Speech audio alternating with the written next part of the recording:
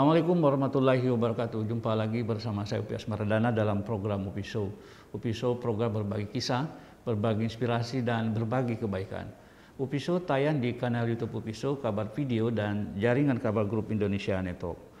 Pemirsa Upi Show, tim Upi Show saat ini berada di Rumah Sakit Pendidikan Universitas Hasanuddin. Kita sedang bersama dengan Profesor Dr. Idrus Paturusi. Assalamualaikum Prof. Waalaikumsalam. Saya sakit Prof ya. Alhamdulillah. Ya, pemirsa Upi Show, Prof Idrus ini adalah dokter senior di Indonesia, bahkan di dunia. Beliau adalah mantan rektor Unhas, sekarang aktif sebagai pengamat kesehatan, dokter bencana yang selalu hadir di tengah-tengah bencana, dan juga mantan penyintas COVID-19. Nah, pada siang hari ini kita akan berbincang dengan Prof Idrus terkait gelombang COVID-19 varian Delta. Prof, bagaimana Prof melihat kondisi Indonesia saat ini? Ya, bicara kondisi sekarang kita harus prihatin ya. Prihatin lihat jumlah kasus setiap hari itu meningkat, malah sudah tembus kemarin berapa hari yang lalu 31, kemarin sudah 34.000. Dan menurut ahli epidemiolog mengatakan bahwa ini kemungkinan bisa naik terus sampai 40 dan 50.000. Pasti kita nggak mau sampai tiba di situasi yang seperti itu. Nah, tentunya kita kan harus hati-hati ya.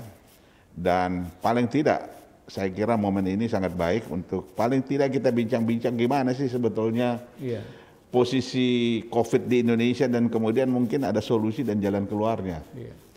Nah, kalau mengatakan bahwa kenapa naik, ya kita kan lihat secara teori itu kan ada yang mengatakan bahwa ada second wave, gelombang kedua. Nah, dulu kan kita sudah pernah new normal, turun, melandai dan seterusnya. Beberapa daerah sudah green zone, zona hijau, sampai semuanya sudah mau buka sekolah tatap muka, ya. Benar. Tapi sekarang ini semuanya buyar karena dengan kasus. Nah, kalau pertanyaannya tadi, kira-kira apa penyebabnya? Sekarang kan kita tahu di berita-berita bahwa ada varian baru, Delta dan Kappa. Nah, Delta itu katakanlah, kita kan baru-baru juga menyaksikan bagaimana paniknya orang-orang di India oleh karena mutasi atau varian baru itu tadi. Jadi pada bincang-bincang dengan beberapa teman-teman, kenapa kita bisa kemasukan Delta? Barangkali yang lain masih ingat, pada waktu India kena, kan banyak sekali eksodus dari India. Oh iya, benar. Banyak sekali eksodus dari India, walaupun mereka mengatakan bahwa dia sudah PCR dan lain sebagainya. Tapi kan kita nggak tahu pesawatnya dari sana, orangnya dari sana, mungkin orangnya ada virusnya. Dan ini sekarang sudah bukan, kalau nggak salah sudah 8 daerah itu yang sudah ada varian baru Delta. Dan kalau itu sudah ada, kita lihat bahwa ahli mengatakan bahwa itu cukup unik ya. Penyebaran cepat, dan kemudian kita lihat jumlah kematian sekarang kemarin sudah tembus 1.000 dalam satu hari ya. Nah, ini kita harus betul-betul serius menghadapi ini ya, oleh karena ya kalau kita misalnya tidak bersama-sama pemerintah, masyarakat dan lain sebagainya, ini kita bisa seperti kasusnya di India. Malah India sekarang sudah ada kecenderungan menurun. Kita ini nanjak naik, ya. Nah, ini yang saya kira harus betul-betul ada perhatian serius. Pemerintah saya kira sudah luar biasa. Nah, kita masyarakat ini yang barangkali yang perlu edukasi, agar supaya betul-betul mereka tahu bahwa ini sangat berbahaya situasi kondisi sekarang ini. Oke, Prof, ini kan varian Delta sudah terjadi. Sudah menyebar, bahkan sampai ke anak-anak juga kan. Nah, pertanyaan saya, apa yang harus dilakukan sebenarnya? Iya, kita kan sekarang ini kalau prinsip ya, di luar negeri, Amerika khususnya. Sekarang Amerika itu kan mereka sudah ada program lepas masker. Tetapi saya baca tadi pagi, Delta sudah menyerang Amerika. Oh. Delta sudah menyerang Amerika, jadi sekarang mereka sudah mulai pasang kuda-kuda lagi. Iya. Nah, kalau di Amerika atau di negara-negara maju yang lain, itu prinsipnya adalah testing, tracing, dan vaksin. Ya. Iya. Jadi itu 3. Testing, tracing, vaksin. Iya. Testing, saya kira pemerintah sudah luar biasa. Kan harusnya itu 1/1000 daripada populasi seminggu itu harus dilakukan. Nah itu aturan WHO. Nah itu kita sudah capai sebetulnya. Tapi yang masalah adalah tracing. Tracing itu adalah kalau ada 1 orang yang kena, itu kontak tracing menurut WHO harus kita cari 30 orang lagi untuk di PCR untuk tahu apakah betul-betul dia terpapar atau tidak. Betul. Itu WHO.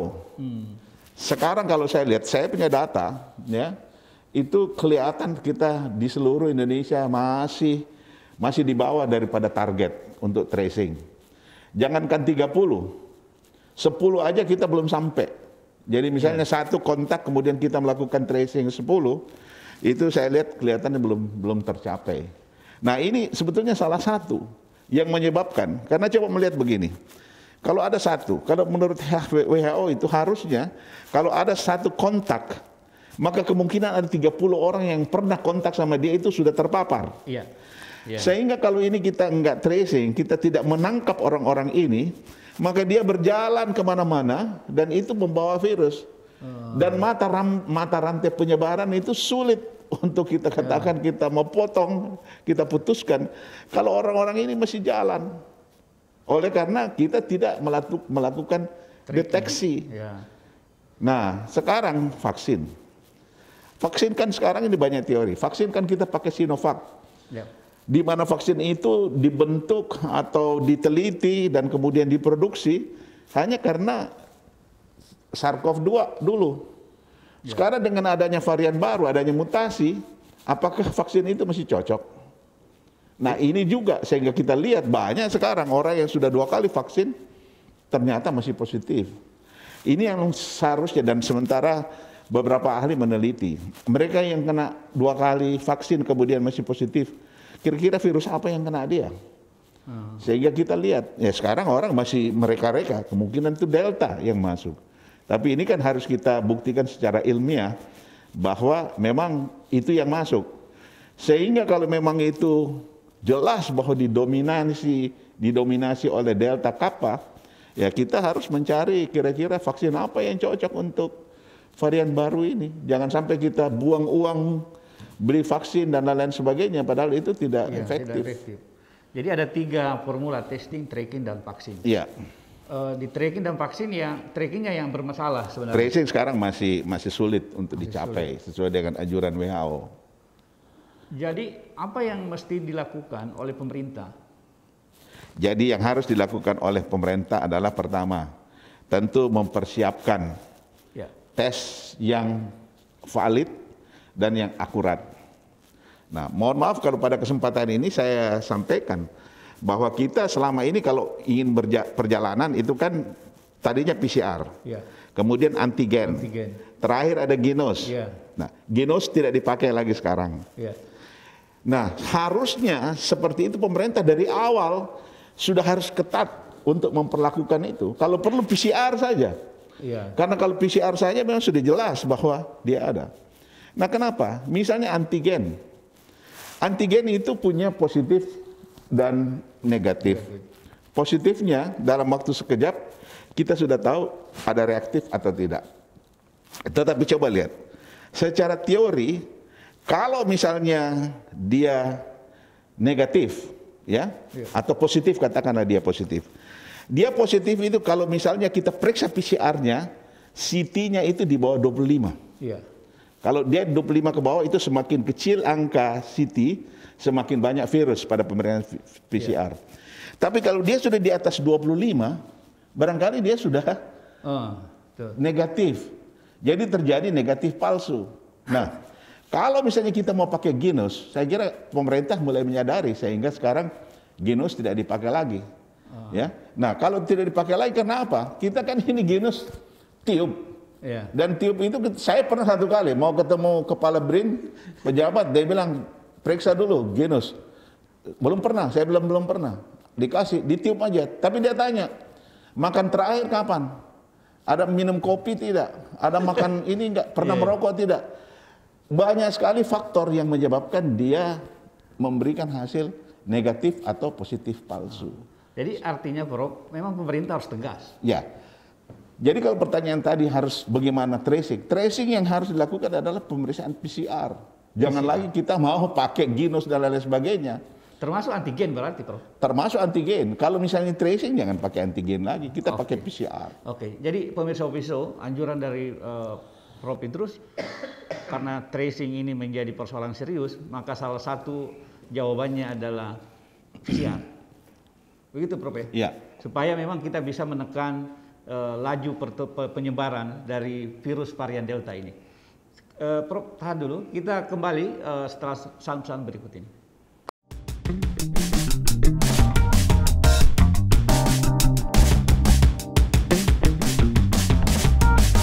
Cuma di sini, orang-orang akan berbagi kisah, berbagi inspirasi, berbagi kebaikan. Apa yang disampaikan Bung Fajrul kepada Presiden saat itu? Saya pertama kali kan... Jadi masih adat-adat ini adalah nyanyian supaya leluhur itu yang meninggal. UPI Show, setiap hari Rabu jam 4 sore. Hanya di channel YouTube UPI Show. Jangan lupa subscribe ya.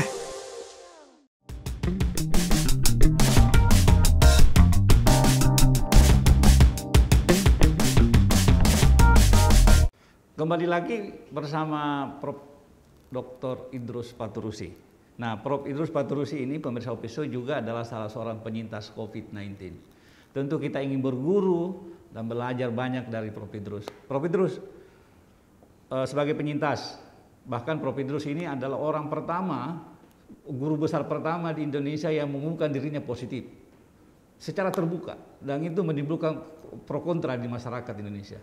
Nah, tentu pemirsa Opiso ingin meminta Prof. Idrus berbagi apa yang harus dilakukan ketika kita atau seseorang itu mengalami musibah terkena COVID. Ya, jadi ini saya cerita sedikit ya. Iya, Prof. Saya terkena COVID itu pada tanggal 24 Maret 2020. Ya. Jadi hanya baru beberapa hari berselang diumumkan oleh Jokowi orang pertama tanggal 1 Maret 2020 di Jakarta. Iya.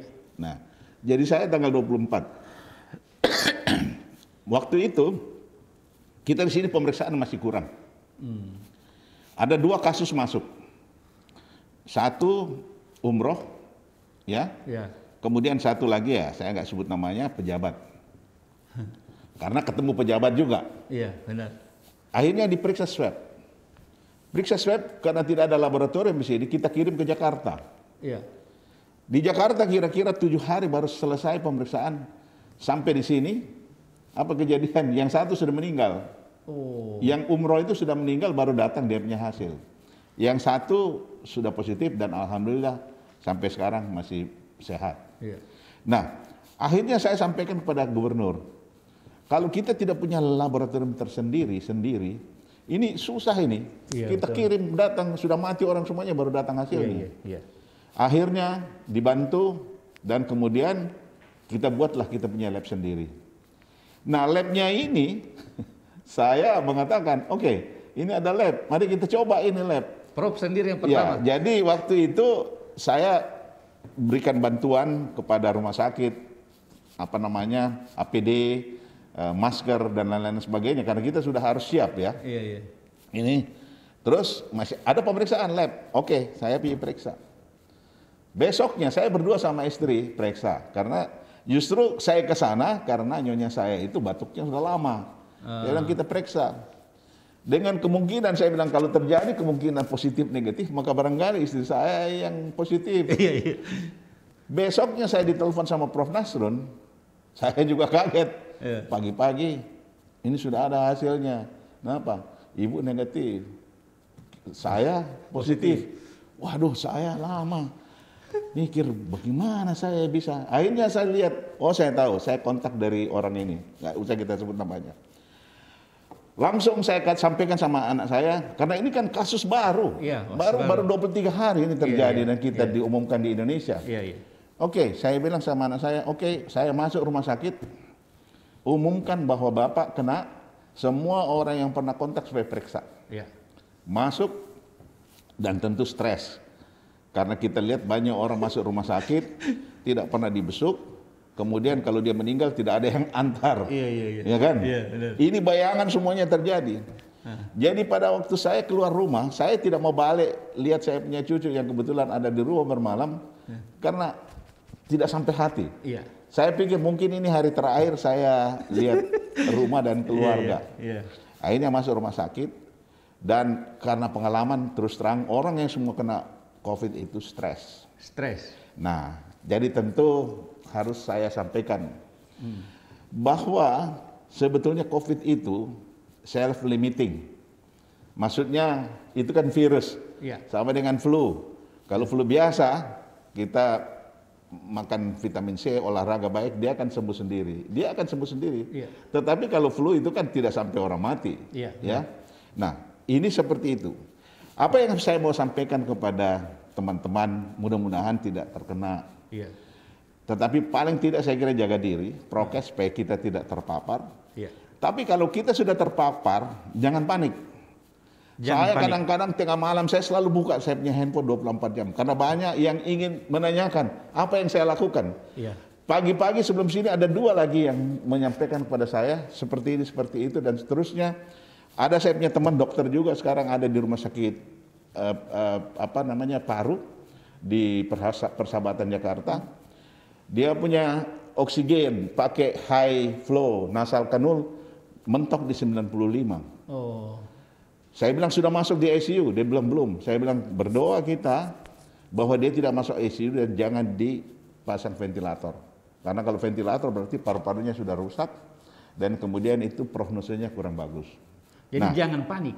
Ya, tetapi saya bilang angka persentase kasus masuk di kasus berat itu kira-kira cuma 3-4%. Jadi 97% itu orang punya kemungkinan untuk sehat kembali ada. Termasuk saya. Saya ini termasuk yang high risk umur. Benar. Ya, jadi ya saya bersyukur tidak ada kencing manis, tidak ada apa, dan saya ya dari masih muda sudah olahraga. Sehingga saya masuk ke kelompok 96% lah, 95% yang sehat kembali. Ya. Tetapi ya jangan panik, karena memang kita panik kalau kita masuk semua bayangan ini, waduh saya ini kalau meninggal. Nah, ada satu lagi, saya bersyukur pada waktu saya masuk di rumah sakit, istri saya temani. Saya bilang, kok jangan masuk, ini masuk di sini banyak sekali virus. Oh jadi ibu masuk? Ibu masuk. Terus saya bilang pulang, dia nggak mau pulang. Dia tinggal juga, dan itu yang barangkali menambah saya punya percaya diri, sehingga beliau temani saya selama 10 hari, dan alhamdulillah semuanya sehat. Jadi intinya pertama pemirsa UPI Show, begitu Anda dinyatakan positif, yang pertama adalah jangan panik. Persis. Jangan panik. Yang kedua apa, Prof? Yang kedua begini, jadi itu kan ada gejala ringan, ada gejala sedang, ada gejala berat. Tapi jangan juga dianggap enteng. Kalau gejala ringan, isolasi di rumah aja. Makan makanan sehat, ya. Kemudian kalau pagi-pagi berjemur, olahraga, insya Allah dia akan sembuh. Kalau dia sedang, coba kita lihat. Kalau dia sedang mulai batuk, coba lihat panasnya. Dan saya anjurkan kalau ada keluarga yang sudah terpapar, beli pulse oximetry. Kalau tidak, saya bukan promosi, saya punya jam ini bisa ukur saya punya saturasi oksigen. Ya, ini nggak terlalu mahal harganya. Jadi saya bisa periksa kalau ada apa-apa, saturasi saya sekian. Jadi kalau dia masuk di gejala sedang, kemudian saturasinya masih 98, 96, di atas 95, ya terus aja dengan obat-obatan, kalau ada demam minum paracetamol dan seterusnya. makan buah yang banyak, yang bergizi, insya Allah baik. Tapi kalau panasnya naik terus, kemudian batuk, sesak napas, jangan tunggu. Langsung ke IGD, tidak ada satupun IGD yang boleh menolak pasien COVID. Ya. Harus diterima, apa ada tempat atau tidak, harus diterima. Jadi kita harus bisa melakukan secara mandiri juga deteksi apakah ringan, sedang, dan berat. Ya, jadi deteksinya itu tentu kalau sekarang boleh pakai antigen lah. Antigen. Tapi saya anjurkan PCR. Minimal antigen. Nah, kalau misalnya reaktif antigen, kita langsung masuk ke PCR. Kalau tidak ada gejala. Ya. Tapi kalau ada gejala lebih langsung PCR. Nah, Oke. Yang ketiga, Prof, apa yang dilakukan Prof sebenarnya sih nggak bisa sembuh? Apakah makanannya atau apa? Atau ada tips? Jadi begini, betul apa yang dikatakan bahwa kalau kita kena COVID, itu apa namanya, tes, cara kita mengecap nggak ada, mencium nggak ada, sehingga makan semuanya hambar. Tambah lagi makanan rumah sakit, ya ilah, saya nggak tahu. Karena itu barangkali baru kita makan lebih rendah daripada barangkali orang di penjara. Karena mereka takut juga itu ikan sudah keringnya seperti apa, gorengnya dibungkus plastik dan kita dikasih dari jauh, nggak boleh dekat-dekat. Ya, makan udah susah. Akhirnya saya bilang, waduh kalau begini saya tambah mati ini, tambah sakit ini. Pesan pagi-pagi saya bilang saya mau minum kopi dengan telur setengah matang dari Punam. Nah datang, walaupun tidak, saya paksa makan. Kemudian saya mau makan palu basah, walaupun hambar, saya paksa makan. Nah ini juga tips agar supaya kita jangan melupakan gizi. Karena kalau kita tambah stres, tambah kita tidak mau makan, ini kuman di dalam tubuh kita ini berpesta pora. Wah ini tidak ada yang jaga ini manusia. Saya makan kau kasih rusak paru-parunya, kasih jadi rusak meskipun jantungnya. tidak bisa merasakan, tetap harus makan, Prof. Makan aja. Tetap makan. Nah terus setelah 3 hari saya periksa, waduh masih positif. Gimana ini? Nggak lama saya sudah pikir-pikir ini bisa masuk di situ di kuburan COVID itu. Tapi ada sesuatu yang saya rasakan walaupun sudah sakit menelan. Saya sudah mulai cium, ada saya punya dari rumah dibawa ikan asin dimasak cambah, nasu cempah, ya itu. Waduh, saya sudah mulai cium bau ikan asinnya. Wah, saya bilang ini sudah mulai ada ini, ya. Selera ada, makan sudah mulai ada, ya. Akhirnya setelah hari ke-5 periksa negatif. Alhamdulillah. Alhamdulillah. Terus setelah hari ke-9 negatif lagi, hari 10 saya pulang. Sampai sekarang? Sampai sekarang, alhamdulillah. Tetapi saya pulang ke rumah, 2 minggu anak saya yang dokter kena juga. Terpaksa kita di swab lagi semuanya satu rumah. Tapi Prof? Tapi saya negatif. Terus ada bencana di situ di mana? Mamuju? Bukan di Mamuju, di Lu. Di Lu. Saya ke sana. Ya biasa tahu kalau bencana ke sana. Pulang ada tim, saya punya 3 orang positif.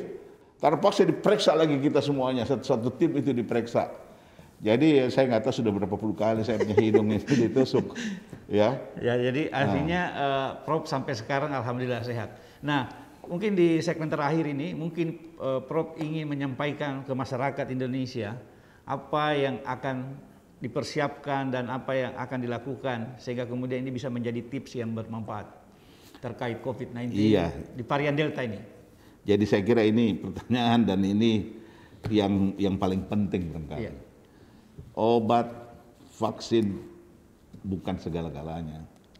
Karena kita lihat sekarang orang sudah 2 kali vaksin masih positif, ya. Jadi pesan saya apa yang dianjurkan pemerintah ya seperti itu. Kita jaga jarak. Saya makanya kalau ke pengantinnya foto, tolong buka masker. Saya nggak mau buka masker, biar nggak usah kelihatan saya punya muka. Karena kita lihat Delta sekarang ini cepat sekali. Teorinya dalam per detik kalau kita buka masuk, habis kita. Dan dia kalau masuk sudah kemudian dia berpesta pora di dalam tubuh, ini masalah. Jadi saya kira protokol kesehatan dijaga, ya. kebersihan dan lain sebagainya itu harus kita jaga. Kalau kita kena ya nasib lah. Tetapi kita harus menjaga agar supaya betul-betul kita menjauhi kemungkinan-kemungkinan untuk kita terpapar. Ini yang paling penting. Yang kedua barangkali tentu olahraga yang penting, kemudian makanan yang bergizi, dan asupan vitamin-vitamin yang meningkatkan daya tahan tubuh itu harus kita berikan. Kemudian ya saya barangkali identik, kalau saya ngomong biasanya orang identikan dengan minyak kayu putih. Iya. Minyak kayu putih kita sudah melakukan penelitian di sini 1 tahun bersama dengan Balitbangtan. Ternyata hasilnya pada kelompok yang diberikan minyak kayu putih, orang yang pasien yang diopname dengan yang tidak, kalau kita periksa PCR-nya, maka PCR-nya itu lebih cepat ada perbaikan ketimbang dengan yang tidak diberikan minyak kayu putih. Dan kemudian kita lihat juga dari dia punya CT scan banyak perubahan dan banyak lagi hasil-hasil yang kita laboratorium yang kita teliti pada mereka yang diberikan dan yang tidak diberikan. Dan alhamdulillah sekarang saya kira di mana-mana orang semua ada di kantongnya minyak kayu putih. Sampai sekarang saya pun masih ada. Kalau saya nggak enak, saya taruh di masker, isap, waduh, saya rasanya lega untuk bernapas. Nah, ini barangkali pesan saya agar supaya kita jaga dirilah, supaya Delta, Kappa tinggal di luar aja, jangan masuk di tubuh kita. Amin. Saya kira itu pesan saya ya. Ya, makasih banyak Prof atas waktunya. Pemirsa Upisho, ada 5 pesan Prof Idrus terkait serangan Delta yang makin merajalela saat ini. Protokol kesehatan, olahraga yang cukup, gizi, asupan gizi, minum vitamin, dan yang terakhir minyak kayu putih. Iya. Ya, terima kasih banyak Prof atas jasa kita lalu, dan kita berharap nanti kita akan kembali berbincang dengan Prof Idrus di lain waktu. Ada satu lagi ya, Prof. Untuk Makassar, ya. Itu sudah disampaikan oleh wali kota ya. Mengenai mengkudu, jus mengkudu. Oh, jus mengkudu. Jus mengkudu itu sekarang sudah dapat izin edar, ya. Dan kemudian sudah, itu bukan obat, tetapi itu adalah herbal, semacam jamu, dan kita tidak bisa memungkiri bahwa ini kan sebetulnya adalah warisan daripada nenek moyang kita, bahwa banyak zat-zat, banyak tumbuhan, banyak buah-buahan yang berikan kesehatan buat kita. Jus mengkudu. Jus mengkudu. Oke, nanti kita coba jus mengkudunya.